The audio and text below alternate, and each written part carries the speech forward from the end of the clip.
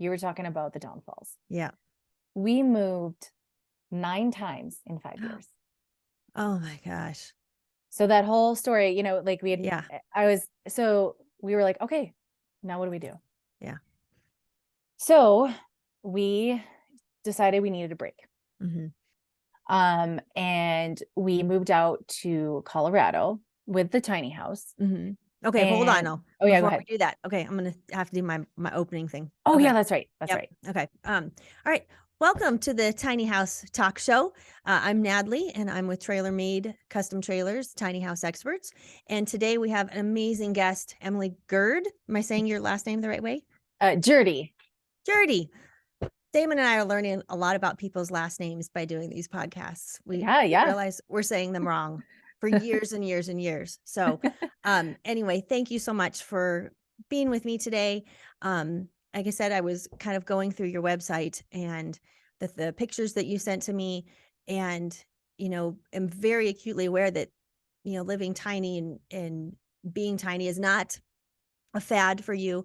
It's not just a phase in your life. It is something that you are dedicated to, not just for you and your family, from what I can see, but from how you want to help other people. And I could tell it means a lot to you. So I'd like you to share today with us a little bit about who you are. We're going to talk about how you kind of came to the tiny house industry and world and movement. Kind of, I have a little outline here. What you think the impact of tiny house living had on you and has on other people. The benefits, the drawbacks, because we often hear about all of the benefits. Yeah. But not many people spend much time talking about the drawbacks. Mm-hmm. And there are some. Oh yeah. Yeah. Yeah, you've lived it, and then maybe some goals and aspirations or things that where you hope the tiny house industry goes, or how you hope it affects other people. So let's start with, who are you, and tell us about yourself. Yeah. Wow. Gosh. I mean, I'll try to keep it quick. Yeah, I am currently a mom of a 9-year-old and a 3.5-year-old. And my husband and I moved to Colorado with our tiny house on wheels. We, I was a teacher and then a daycare provider, and I was so stressed of the rat race. And I really, wanted to homeschool my kids, and I wanted to just be able to be a mom and still be able to live an abundant life, right? And I realized pretty quickly with the way, and this was 2000, oh gosh, no, I'm trying to figure it out. I think at 14 or 15, 2014 or 15. And we were in a house, a typical house, 5 acres out in Prior Lake, Minnesota. And we were just like, this isn't working. Like, my husband was working, super long hours, and I was running a daycare and coaching gymnastics, and we still weren't getting by. And like, this is ridiculous. Like, we should be able to be abundant and not have to work a zillion hours. Right. And not be able to be with our kids or enjoy our family. And so we started the tiny house build with a professional builder. At the time it was Tiny Green Cabins in Minnesota, and he's no longer working in the tiny house realm. But he did an amazing job. He did a custom build for us based off of the home model, and now I'm blanking on their names. It's been so long. But they were one of the original couples that did tiny homes, and their model is like the home model, and you go buy their plans, and then we kind of adjusted it. Right. So the build took probably 1.5 years, and we helped with it, and it was so fun. We actually got to be on Tiny House Big Living. Big Living. Yep. That was so fun. It was so fun. And then it's great because now we can go back and kind of see the house being built. Then you fast forward several years, we lived in people's backyards, and that just kept getting stressful because the kind of people and properties that allow that tend to be people who need the extra money.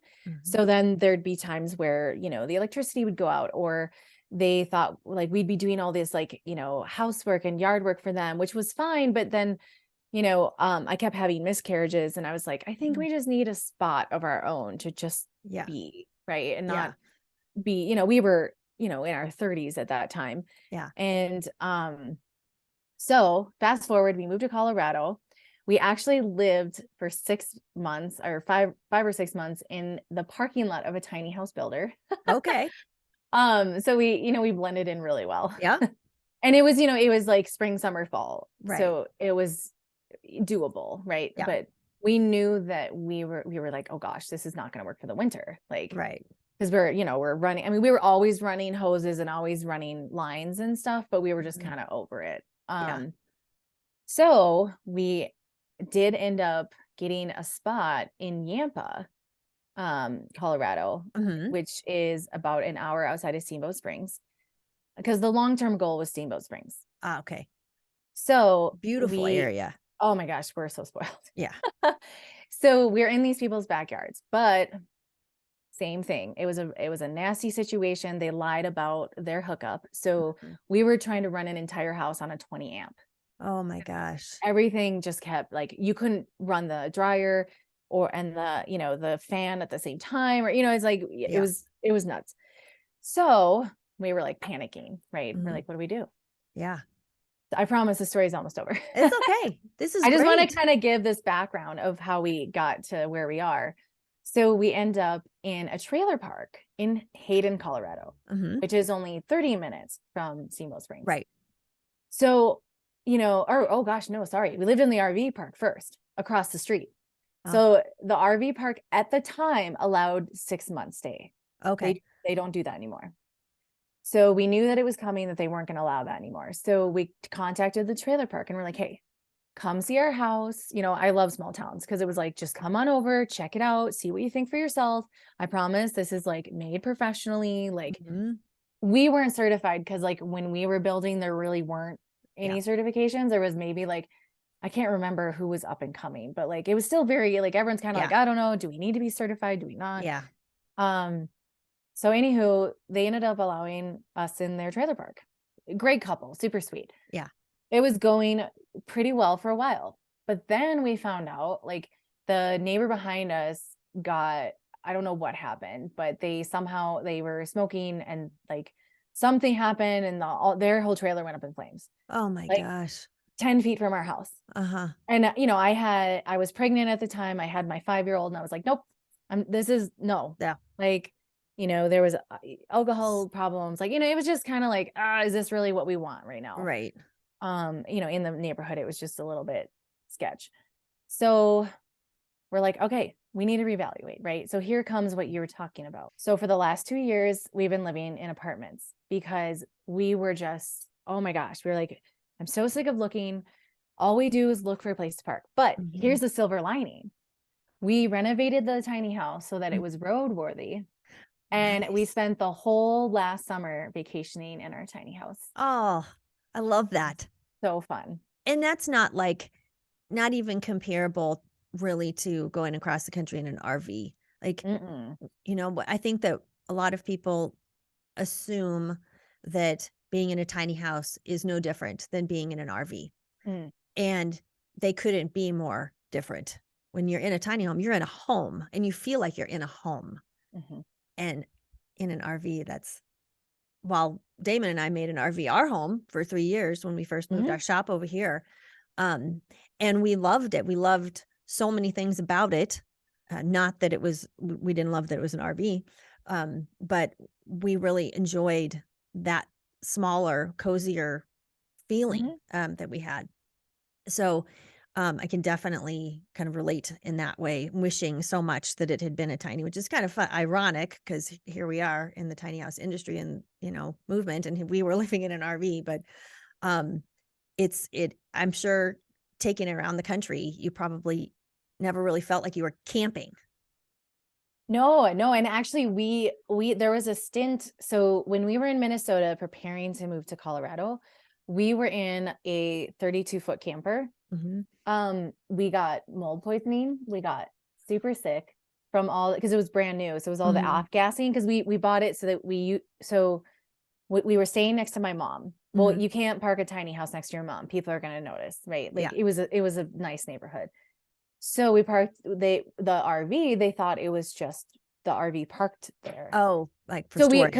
because we like Yeah. spent the day with my mom, but we slept in the tiny house or Right. in In the the RV. RV. We got so incredibly sick because, Oh, there wasn't the air, because ours has air filtration. It's got like, yep. beautiful big windows, and the RV, we got mold poisoning from the bed because Oh my gosh. it was the winter and like there wasn't any airflow under the bed. Yeah. No, Mm, zero issues in the tiny house ever. yeah. Yeah. So I can relate. Yeah. I mean, but the tiny house is a home. Yep. We've had zero issues with the tiny house. It's Yeah. just a home. Yeah. If we would bump into anything in the RV, it would break. Yeah, Like, exactly. man, if I just breathe in its direction, it's broken.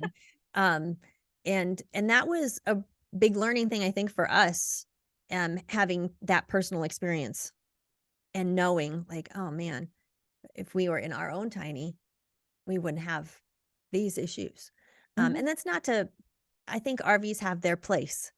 Um, and there's certainly no shortage. Oh gosh, there's certainly no shortage of, you know, people who live in tinies, Mhm. or not tinies, but live in RVs. Sorry, Mhm. I got distracted by the phone. It should be on mute, but it's not. I'm Oh, gonna turn it all the way down. hey, you're running a We business. can, and we can, and we can, we can edit all of that out. Um, I think that there's some statistic out there about how many millions of people are living in RVs. Mhm. I think the last number we heard was somewhere between 11 and 12 million people in the United States are living in RVs. Mhm. And that, I mean, that right there should be a red flag. Like, hey, we have a housing problem, you Oh, know, yeah. and not everyone wants to live in a 4,000 square foot house, Mm-mm. either. There's very little in between, it seems. So anyway, drawbacks from living in the RV and drawbacks from living in the tiny, having to move. I can't imagine moving 9 times in that short of a time frame. I mean, and it's not just packing up all your stuff. Your tiny house is everything. It's Yep. it's it's it's absolutely everything. And I don't think that people also kind of put together how stressful it is to move the house. Right. It's not like an RV where you and our the trailer, because we got our trailer in Minnesota because at the time we're in Minnesota, we hadn't learned about your amazing trailers. Oh, And thank you. oh, I mean, everyone swears by them. So we don't have your cool little things where you just like pop up the stabilizers. Hmm. So our stabilizers are literally like car jacks. So Yes. it's a process, and it's Yeah. it's skirted. When we were living permanently in places, it was Hmm. skirted for winter, and it was there's stuff under it. There's Right. the shed with the bikes and the sleds and the scooters and the Hmm. skateboard. It's like, Right, because you still have oh stuff, even if you're yeah. living tiny, you still have that stuff that you want so that you can enjoy life, which was the whole purpose of Yeah, living tiny, I'm not you gonna know? tell my kids they can't have a scooter, Right. or a bike. Exactly. Yeah. Exactly. So Exactly. yeah, no, and I think the drawback of the tiny house, besides the moving, um, it's I shouldn't say drawback, but like you said, RVs have their place. So when Mhm, I love that we drive our tiny house around as a mhm. camper now.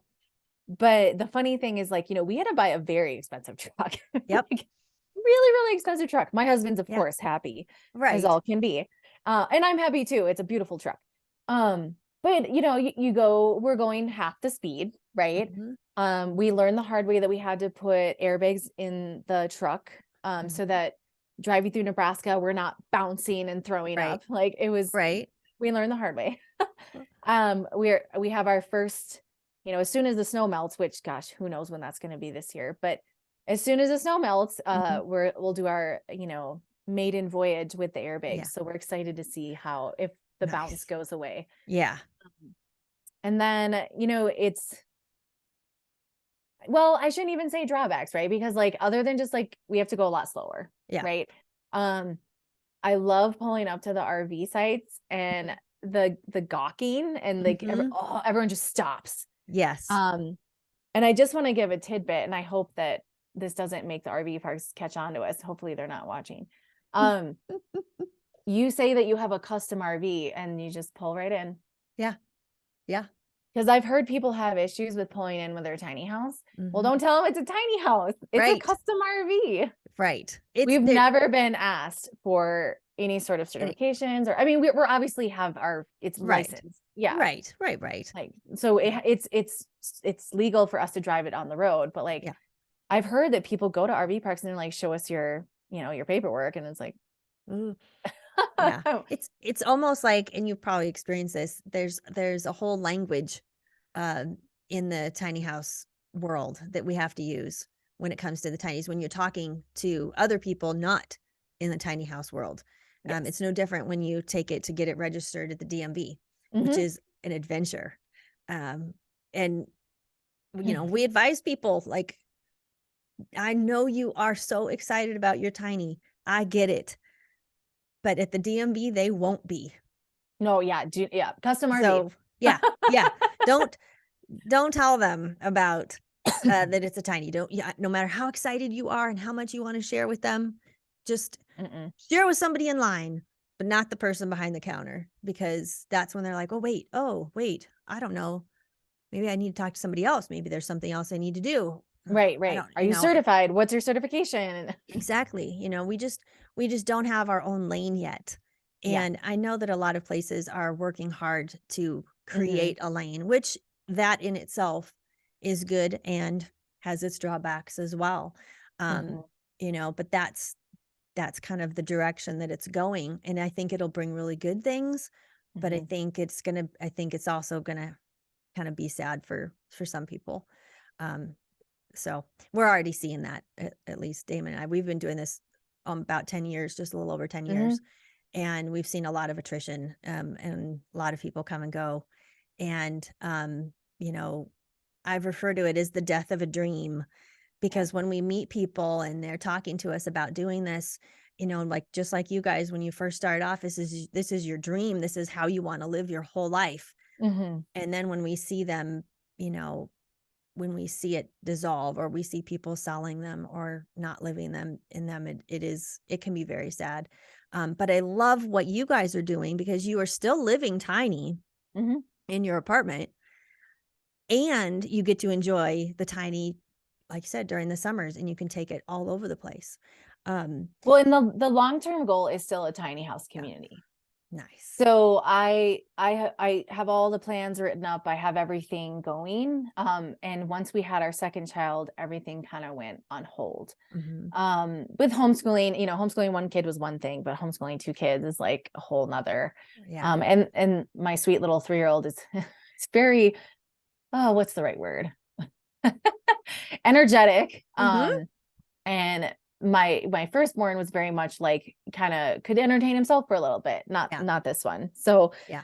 that tiny house community, and I know there's people all over the country doing Mm-hmm. this. Everyone knows that this is the future, because like you said, Yeah. look at how many people are living in RVs. Yeah. And I see the future as you have temporary RV section in the front, Mm-hmm. and that fun, or tiny house, whatever, more transient, like like it could Yeah. even be a vacation. That Yeah. fun, that vacation spot funds the whole rest of the actual community that stays year Mm-hmm. round.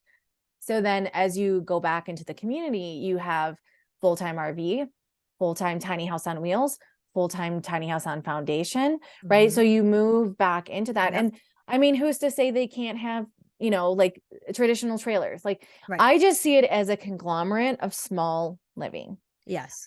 If you want a great example, I'm actually going to look it up really quick. It is in Nebraska, I think. Let me look it up. So we stayed at an RV park that I had this idea in my head, and we pull up to this RV park, and here it is, like laid out. I was like, oh my God. But it's Nice. all short term. Oh, yeah. But I was like, hey, if we made this model long term, Mm-hmm. right, it would be amazing. Well, and I'll text it to you or email to you, and you can put Yeah. it in the Yeah. We'll put it in the um, notes, or somewhere I in there for can't, people. it's Sun something resort. Okay. Oh, I'm sorry, it's in Granby, my brain. It's in Granby, Colorado. Okay. Nice. Sun something resort. And I'm telling you, they have a pool, community center, bowling, 4 Nice. playgrounds, walking trails, biking trails, Yeah. dog parks. And I'm like, yes, now make Yeah. it so that we can stay year round. I would Yeah. live there. Yeah. I'd live there year round. Yeah. Because the There would thing be is, a list for oh people. yeah, I mean, a exactly. waiting list, Mhm. because all of that is, I think, just all fits absolutely into the tiny house philosophy and the Mhm. living. And yeah, I just hope more places can start popping up. And the Well, number one yeah. question that we still get today, 10 years in, is where can I put it? Mhm. Where can I put it? Where can I put it? And I never have a good answer. I never have an answer that they go, oh, thank God. No, it's always, well, you have to do your research. You're going to have to look around. And for us, a lot of times, once people have found a place, they don't want to tell anyone where it is. It's like a big secret. And I Right, because get it. it's probably not to zoning code, which Right. and here's the thing is trailer parks are actually a really good avenue. Mm-hmm. And we were about to, so we were trying to get into an RV park here in Steamboat because it more fit with where we wanted to, like my sons play hockey, and Mm-hmm. we were tired of driving, Right. 45 minutes to an hour in a blizzard in the Mm-hmm. mountains. Mm-hmm. And so we were looking into this trailer park and they said yes, the city said no. Yeah. So, Mm. but if trailer park owners are more willing to take that risk and Mm-hmm. put, because what we were going to do is he's like, you're not big enough. Okay, fine. We'll put on a 4-season porch. Yeah. Done. Yeah. He was like, cool, let's do it. And then the city was like, nope, sorry. So, and that's when we kind of that's when we took the break because we're like, you know what, let's just reevaluate. And Yeah. to be honest, with 2 kids now and all their sports, the tiny how we would have to do it is we would have to do a 4-season porch because they need a place to just be boys, right? Right. To play Yep. knee hockey and to, whatever, like have the yoga trapeze or Right. something, a space where they can just kind of like, but the reality is until this winter, we spend most of the time outside. Mm-hmm. But this winter was brutal. Yeah. So we were like, oh, what do we do? Yeah. But And you that's where guys are the in Steamboat right now? Mhm. Yeah, Yeah. we're in Yeah. like a 650 square foot apartment. Yeah. So And we're we have, still living small, but yeah. And it's been a really, really snowy winter. mhm. Yeah. Probably the snowiest I've seen in, well, since right when I first moved to Colorado. So it's been very, very snowy. Even here in Montrose, we've had Yeah. more snow this year than we've seen in the 4 years that we've been here. So it's been kind of crazy. I'm over it. I'm Yeah. ready for it to stop. I'm thankful for all of the water. I'm thankful for all of the moisture. I'm not going to complain about that. But Yeah. I just need it to be warm. Well, and it was a good reminder for us because we have, we always the tiny houses for now is the backup because Yeah. with Steamboat there we have a bearded dragon, we have 2 cats left and a dog. Mm-hmm. So we're not allowed anywhere. The only reason we can live here is because we manage the property. Ah, So tiny house, I mean, if we might any day, I mean, we never know. We could always end up back in the tiny house at going yeah. from RV park to RV park just to, Yeah. because there's no housing. Right. Um, Yeah. It's a huge problem. It's just so not just here in Colorado is the housing an issue. We know that the housing is an issue everywhere. mhm. Unfortunately. So, well, can you share with us a little bit about the impact of living tiny that's had Yes, on you and your family and your kids and kind of what you're teaching them? yes. So yeah, the whole reason we went, like I said earlier in the podcast, is the whole reason we went tiny was because we wanted to have the focus be us as a family unit Mm-hmm. and exploring this big, beautiful world. And to be able to do it without being in poverty, right? Like we were like, Right. no, we want to live in Colorado and we want to go skiing and we want to go hiking and we want to do all the things, right? Yeah. And still be able to go on at least one vacation a year. And so we really felt that the tiny house living was the way to get us out of that rat race and into a life where we valued experience over things. Mm-hmm. And we did. I Yeah. mean, if I go through my pictures and I'm like, oh my gosh, we are outside every day, we're exploring, and it might not be necessarily traveling, but we're Mm-hmm. out exploring this world. And Yeah. we actually unschool. So our schooling is life. Yeah. So we just go out and do life. Yeah. And I would have never been able to do that. Yeah. Because I was working 2 jobs in Minnesota, and here I'd have to work 4 jobs. Right. I mean, we are in the apartment now, but still those values held strong. Yeah. We are very minimalist in our apartment. Hmm. The only thing that has accumulated is gear, because now we live 2 minutes from a ski mountain. Oh, yes. Um, so Which yeah, we're doesn't suck.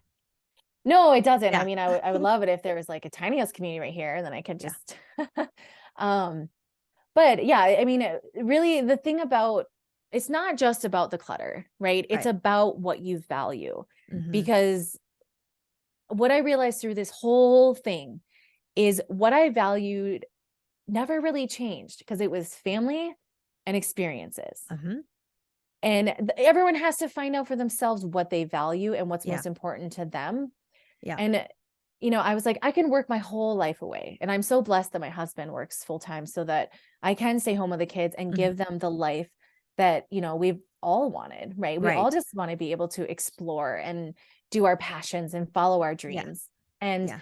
so that stuck. And, we've only been out of the tiny house for 2 years, and we spent the whole summer in it. And it's just, when we go this summer going back into the tiny house, I was less stressed. Hmm.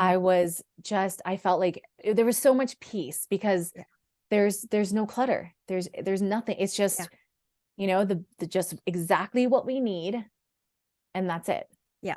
Now I'm working on that with the apartment as well. I mean, people just keep giving us free stuff because we have kids. They're like, here, Yeah. take some more stuff. And then I Yeah. find it somebody else to give that to. And Yes. but here's the great thing. The Everything that's in our apartment now, other than ski gear, was in the tiny house. Nice. But apartments aren't space efficient. Right. Our tiny house we built for efficiency. Hmm. So all the things were in the cabinets or Yeah. under the floor. We had underfloor storage. Hmm. Nice. Right. And so we Yeah. actually, I've actually gotten rid of stuff, but because apartments, it's just a square and Right. then this tiny little closet. Yeah. It's so funny because if we moved back into the tiny house, we would only have to get rid of a few things, Hmm. like maybe a couple coats and a couple, mittens or something like that. Right. But for the most part, it's just because, the apartments are just weird, like big open boxes. Yeah. It's It's like, just it's just open, like you said, yeah, an open box. yeah, With no built-in storage, no thought. There's no thoughtful process. yes. Whereas with tiny houses, there's with every single one that I've ever had experience with, there's always a thoughtful process Hmm. that goes into it. It's not just, oh, I'm just going to build this willy-nilly. Hmm. They're purpose built and Yes. thoughtfully built, and I love that. Um, when you have even just a standard house, Hmm. I am personally drawn to homes that have unique built-ins in them, Yes. Yes. and most of the newer homes and things now don't have that, but Hmm. tinies do. Hmm. And they Oh, have right. little nooks and crannies and little, storage everywhere that you look. Oh, of course, I'm getting that running out of time thing. Um, well, we've talked about the benefits, we've talked about the impacts. Where do you want to see the tiny house movement evolve to? What's your hope for it? Yeah, it's like you said, with, with all the things with the certifications, it's disheartening because the tiny house movement was sort of like that. Oh, I'm free. I can do this. I can have a Yeah. house. I can own something. And it's mine and I can pay Mhm. it off, and I don't. And so, but I do also see, like you said, I see the value in the certification, because then we can start these communities so much faster Yeah. without all the red tape and all the questions, and Yeah. you just, this is it, you're certified, here you go. Yeah. I do see the tiny house movement moving in, um just the same way that, RVs, it's like you can have it as a traveling tiny house, Mhm. you can have it as semi-permanent, or you can have it as permanent. Mhm. I think the biggest step forward needs to be, cities need to stop having minimum square footage. Yeah. I think it's insane, because if Yeah. I want to live tiny, but I kind of want a huge garage, Right. so I want Right. a place for the gear and like my greenhouse, and I don't care about the living space. I want I want to put, because I value that. Right. So I Right. want to put inside, I don't want to put money into my house. Right. I want to put my money into a greenhouse and like a garage where my kids can, build stuff and do things and, Yeah. like, so I think I see the future being community choice and really just that certification, as much as I don't like it because we're not even certified. Um, I do see the value in it's going to make things move quicker. Right. Right. And like you said, it's all about those experiences and Mhm. valuing those experiences, not the stuff, not Yes. all of the material things. And even in the short time that we lived in the RV, I absolutely got that. Yes. Um, Yeah. and we spent more time together as a family in the RV than we do in our traditional house, Hmm. because there was one TV. We all sat and watched TV together. We all, Right.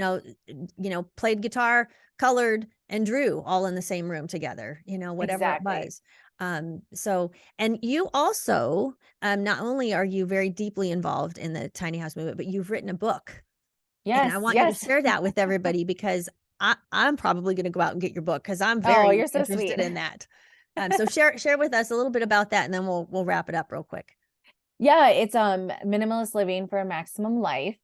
And it starts off with everything I learned from the tiny house living, because it started out as minimalizing, the things, but then it Mhm. was minimalizing, minimizing the toxins and the stress. And so it came to this whole epiphany of like, what in my life isn't serving me?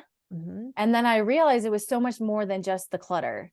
It Yeah. expanded to like everything in my life that Yeah. wasn't serving me. And it helped guide me into, you know, what I always tell people is like, you know, find abundance, find joy, Mhm. find your purpose, find what makes your heart soar, find like dig up what is it that you love. And that's Yeah. going to change. It changed for Yep. me.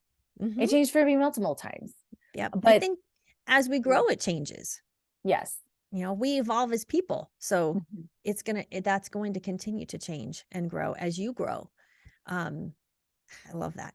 I Yeah. truly feel though, if we hadn't gone, like we were going tiny was that like kick start, Mhm. because when you get rid of all that stuff that isn't serving you and all that clutter and Mhm. you get down to your core of what's important to you, it opens up, oh gosh, I guess what was I doing over here? I need to be over here. Yeah. Right. I think we get so busy in the day to day and in, just the grind that you Yeah. you don't have that moment to say, wait a minute, Yeah. why am I doing this? Yeah. There's a lot of noise that we have Yes. to kind of weed through every day. And I think it helps eliminate that, Mhm. and be able to find the things that, like you said, the things that bring you joy, the things that fill you up with your purpose. Mhm. And I think that's so important. Thank you so much Yes. for talking with me today. I could talk to you for hours. Oh, I this was so fun. this was so fun. We may have to do a part 2, which we Oh, say yeah. I've said that every single interview I've done because I want it to be longer. I want it to go on and I want to hear more. And it's been 4 years since I've seen you. I think I saw you Yes. in 2019, at Yes. Yes. Colorado Tiny Fest. So thank you, Emily, for talking to me Oh, today. yes. Thanks for having me. If you find the name of that place in Granby, send that Mhm. to me and we'll put that in the notes. Yes. And I just appreciate your openness and talking with me and being willing. I know it kind of took us a little bit to get this together. Um, but we made it happen today. So I'm super excited for that and very, very appreciative. So I will let you get on with your day, and we'll let you know when we get this all posted and everything. We'll share that link with you. And then hopefully everybody will listen to us chat on Yes. Oh, for a little bit. I will share everywhere with everyone I know. We so appreciate you guys. You've always been, Thank you. I mean, without you, the tiny house movement wouldn't have kept going. Oh, I truly oh, believe that. No, it's thank true you. though, because you're the foundation, literally and figuratively. Well, we take that very seriously, and you're gonna make me cry. So Oh, because this is our life. This is yeah. our life. And while we aren't living tiny yet, I'm saying yet. So um It's yeah. Oh, it's I'm retiring in our tiny house for sure. nice, nice. We have aspirations for that. So we shall see where it goes. Yes. But thank you. I will let Yes. you go, and we will talk to you soon. Sounds good. Sending you all the Okay. best. Okay. Thank you, Emily. Take care. You too. Okay. Bye. Bye bye. Now you have to figure out how to end this.